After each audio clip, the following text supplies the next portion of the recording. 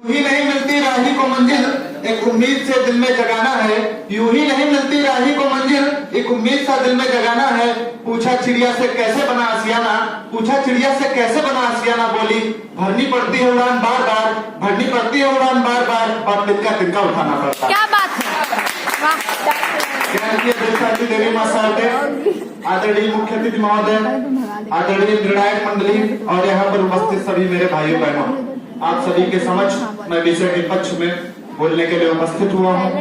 आज का विषय है वर्तमान समय में डिजिटल लेन देन की आवश्यकता है। मित्रों, आवश्यकता ही आविष्कार की जननी है। अगर हमें डिजिटल लेन देन की आवश्यकता ना होती तो हम यहाँ डिबेट करने के लिए क्यों होते? आप बताइए हमें।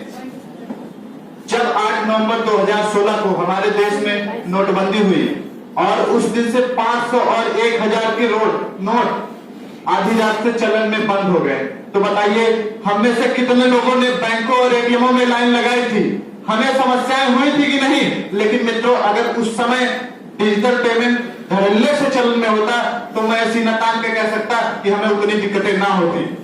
कितनी ज्यादा अर्थव्यवस्था हमारे देश की गिरी, हमारे देश की अर्थव्यवस्था 8 से 5। लेकिन दोस्तों, मैं बताना चाहता हूँ, सीबीसीटी के रिपोर्ट के अनुसार जिन देशों में कैशलेस इकोनॉमी मतलब यूज ऑफ डेबिट कार्ड और यूज ऑफ कैशलेस पेमेंट्स होता है, वो सारी कंट्रीज आज विकसित है।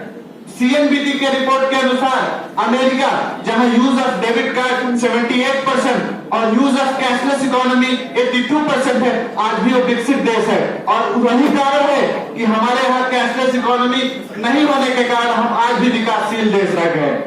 दोस्तों, जर्मनी, जहां की कैश ऑफ डेबिट कार्ड और कैशलेस की 72 से 78% की इकोनॉमी होने के कारण आज वो विकसित है और हम विकासशील रह गए हैं। दोस्तों, मैं अपने विपक्षी साथियों के समझ पर एक प्रश्न चिन्ह उठाना चाहता हूं कि यहाँ जितने लोग आ रहे हैं वो कह रहे हैं कि कैशलेस इकोनॉमी, हम डिजिटल लेन देन को पूरी तरह से खारिज करते हैं। मित्रों, हम ये तो नहीं कहते कि हम कैश के चलन को एकाएक बंद कर सकते हैं, लेकिन कैश के चलन को कम से कम करके हम डिजिटल लेन देन की उपयोगिता को बढ़ा सकते हैं और अपने देश की जीडीपी भी बढ़ाने के, अपने देश के विकास में अपना एक छोटा सा कदम दे सकते हैं। मित्रों, हमारे देश में कैशलेस के उपयोग से बहुत सारी छूट मिल रही है। आप सबको पता है कि टोल टैक्स में हम अगर कैशलेस यूज करते हैं तो फास्ट टैग एक नियम आया है जिसके तहत आपको 10% की डिस्काउंट मिलती है। अगर आपको 100 रुपए टोल देने हैं तो आपको 90 रुपए ही देने पड़ेंगे। आपको 2000 से कम के कैशलेस पेमेंट पर 0.75% से 0.9% की छूट मिलती है। LIC के इंश्योरेंस अगर आप डिजिटल तरीकों से लेते हैं तो आपको 8% तक की छूट मिलती है। मित्रों, हमारे देश में अगर कैशलेस इकोनॉमी को बनाने के लिए इतना ज्यादा बढ़ावा दिया जा रहा है तो बस इसी बात को दिया जा रहा है कि आपको पता है कि 500 और 2000 रुपए के प्रिंट में 5 से 6 रुपए तक का खर्च आता है।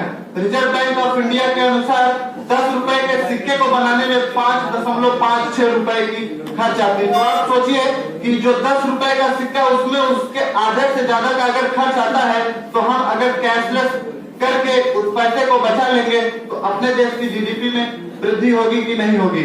वर्तमान समय में इसी वजह से डिजिटल लेन देन पर ज्यादा ध्यान दिया जा रहा है। बस इसी बात से मैं अपनी बारी को विराम देता हूँ। जय हिंद, जय भारत, जय भारतीय संस्कृति।